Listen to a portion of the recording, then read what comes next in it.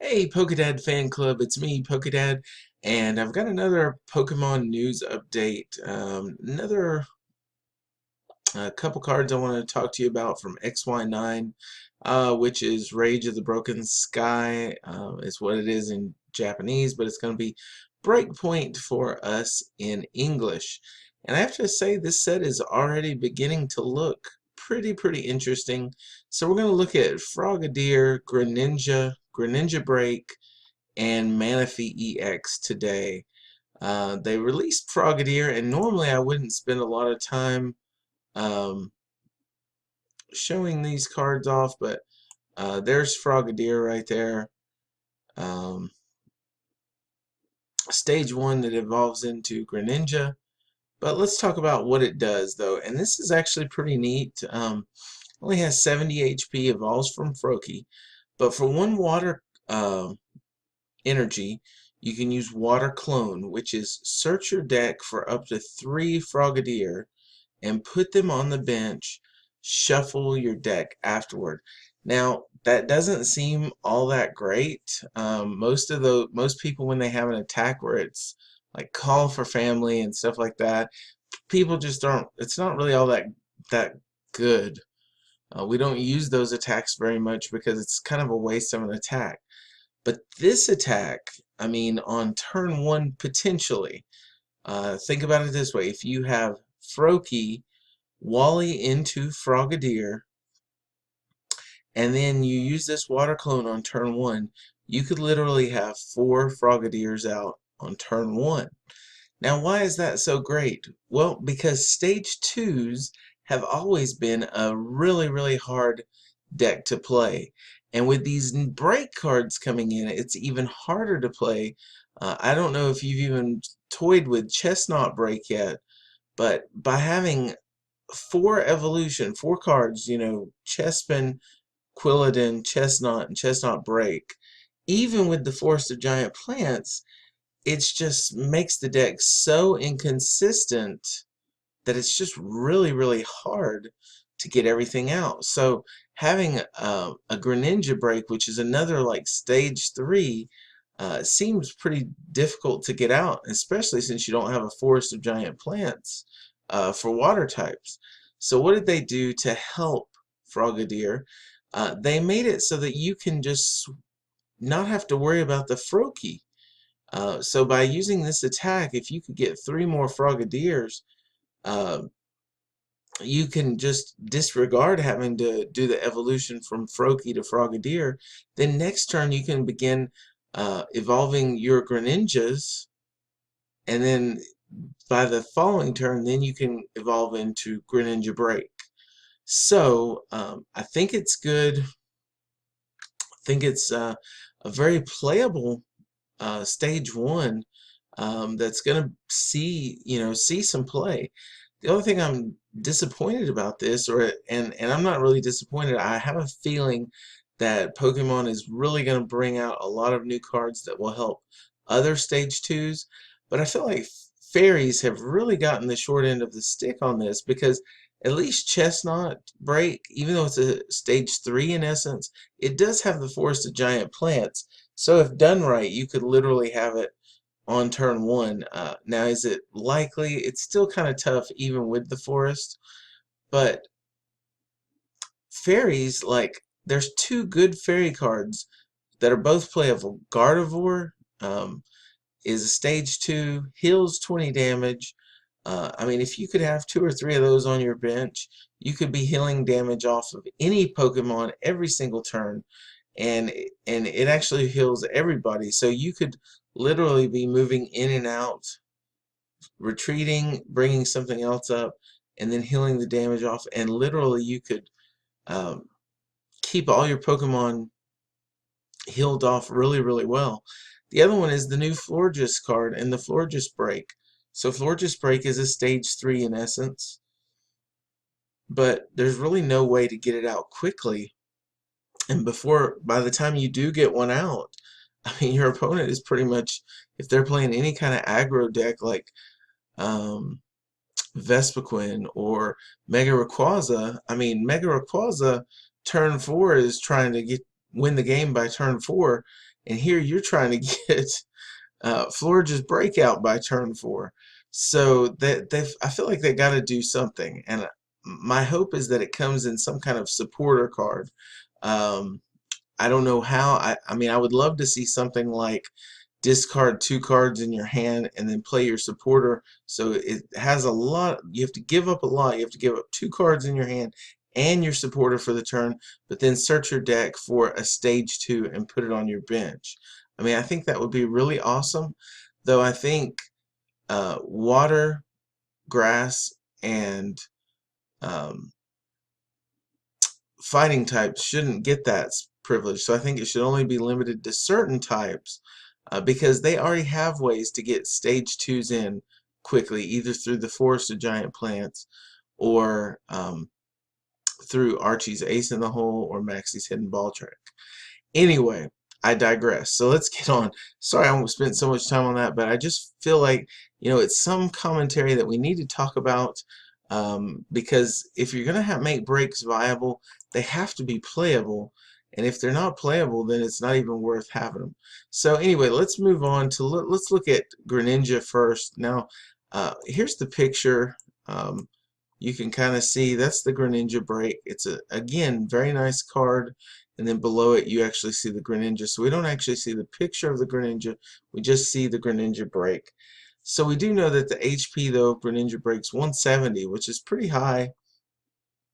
And weakness to grass, which is typical for Greninja. And look, he has an ability and 2 attacks that only require 1 energy. So this is quite interesting. So let's look at the Greninjas, just the standard Greninja. We don't know how much HP it is because it's covered in the picture. But Shadow Slip for a colorless. During your opponent's next turn, each Pokemon he or she has in play, in his or her hand and in his or her discard pile, has no abilities, including Pokemon newly brought into play. It's kind of interesting. It's kind of like a Wobbuffet, but you have to use your attack for that, and it only lasts for 1 turn. But when we look at the break in just a moment, you'll understand that that's not actually all that bad. I mean, that can still be useful in this Greninja break deck. All right, and then for 1 water energy, Gecko Slash does 60 damage, and then you may choose 1 water energy attached to this Pokemon and return it to your hand. If you do, this attack does 20 more damage. So for 1 water energy, you can do 80 damage, and then you just reattach it next turn, and you do 80 more damage. So it doesn't really matter if you have to return it to your hand because next turn you can just reattach it. For 80 damage for 1 water energy seems pretty good to me. And then when you also throw in the fact that the break, so the break doesn't have an attack, it has an ability. Giant Water Shuriken. Now I know in the XY base set, the Greninjas had a Water Shuriken attack. And basically, if you discard a water energy, you can hit any Pokemon on your opponent's side for 30 damage. This one is very similar. It's the Giant Water Shuriken. Once during your turn before you attack, if this Pokemon is your active Pokemon, you may discard a water energy from your hand and then put 6 damage counters on one of your opponent's Pokemon. So this is really good considering that Greninja's retreat is 0. So imagine this. I mean, this is very, very viable, and this is going to make this card really strong. You do Giant Water Shuriken, you hit something for 60. You retreat into another Greninja break, do Giant Water Shuriken again, hit something for 60, and then attach Gecko Slash for 80 damage. So you hit 60 and 60 is 120, and then another 80. You're hitting 200 damage a turn. Now the only thing is you're going to have to lose 2 water energies, and you'll have to play another energy and then put it back in your hand.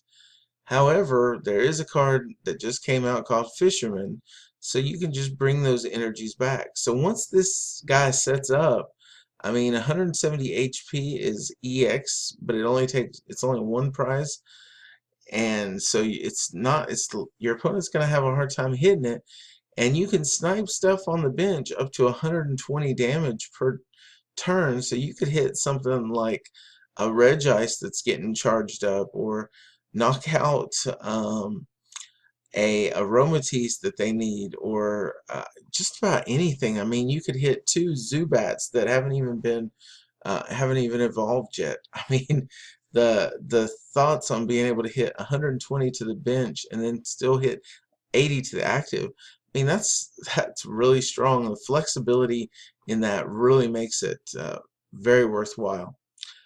So I think Greninja is going to be good. I think it's going to be one of the better breaks in comparison to some of them that we have in our first set. All right, we have another one here. This is Manaphy EX. If you know, Manaphy doesn't usually have a lot of HP, and you can see in the EX the same is true. Only 120 HP here, but it also has an ability and a decent attack. So let's just talk about Manaphy for a second.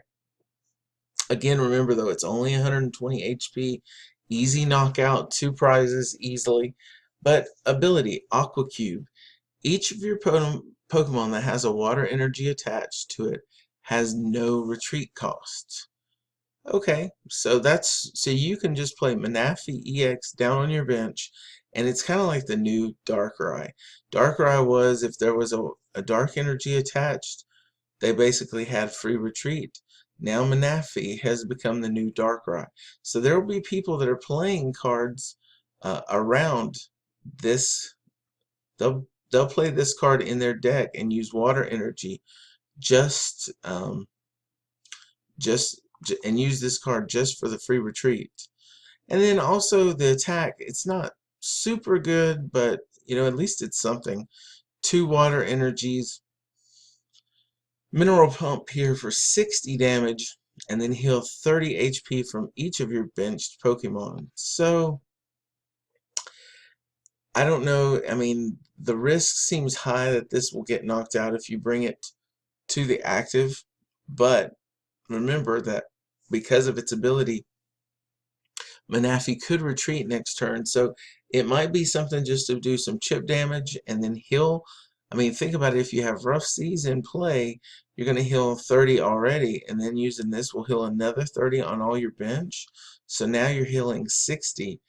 I mean, that's 60 on every single bench Pokemon. That could be really, really good. It will definitely be playable just for the ability. As far as the attack, I think that'll be seen very rarely. But anyway, I thought I would update you guys on these. I really am. This set is beginning to look like it's going to be a really, really good set. And I think the pull rates will be a little bit better because there will be fewer cards in the set. At least I'm hoping. I think there's only supposed to be 80 to 100 instead of the massive 160 we just came out with. So I think this is going to be a good set. Every card I've showcased so far just really, really excites me. So anyway, hit like, guys. I really appreciate every like, and again, any comments below that you have. What do you think about these cards, and where would you use them? What decks would you use them in? And then if you haven't subscribed to my channel, we'd really appreciate that. I value each and every one of you that subscribe. So thanks again. This is PokeDad signing off, and we'll talk to you later. Bye.